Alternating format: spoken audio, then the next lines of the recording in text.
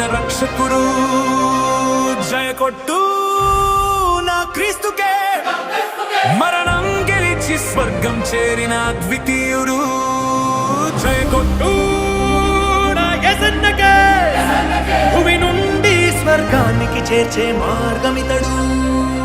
జై కొట్టు నా హోసన్నకే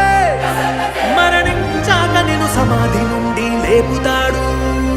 భూలోకపు పాపపు నిశిని చీల్చాడు సాహసంగా తన రుధిరమే నిలిచెను పాపము కడిగే ఆయుధంగా శతపదములు కలిసిన పొగడలేని ఘన చరిత తనదే